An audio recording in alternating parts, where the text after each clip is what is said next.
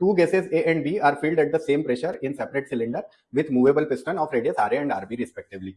On supplying an equal amount of heat to both the system reversibly under the constant pressure, the piston of gas A and B are displaced by 16 and 9 centimeter respectively. If the change in their internal energy same, ये important बात है, change in internal energy भी same दिया हुआ है और क्या दिया हुआ है, और ये भी दिया हुआ है कि amount equal amount of heat दोनों सिलेंडर को दी। तो अगर आप ये फॉर्मूला लगाएंगे ना, delta Q is equal to delta U plus P delta V, तो यहां पर डेल्टा क्यू भी सेम दिया हुआ है दोनों के लिए, डेल्टा यू भी सेम दिया है, इसका मतलब है पी डेल्टा वी दोनों के लिए सेम है ना। अब पी डेल्टा वी दोनों के लिए सेम है तो मैं लिख देता हूं P delta V one equal to P two delta V two. अब एक और चीज देखो इस क्वेश्चन को, क्वेश्चन जरूर बड़ा है लेकिन ध्यान से पढ़ोगे तो क्वेश्चन में आपको आंसर मिल जाएगा, ठीक है ना। एक और क्या चीज दी हुई है इसके अंदर, constant pressure, under constant pressure, दोनों सिस्टम को कांस्टेंट प्रेशर पे रखा है, मतलब ये जो पी है ना ये भी दोनों का सेम है। तो अब आपको क्या कंपैरिजन करना है, अब आपको केवल V1 का कंपैरिजन V2 के साथ करना है। V1 का कंपैरिजन मतलब A1 L1 equal to A2 L2, volume दोनों का कंपेयर करना है।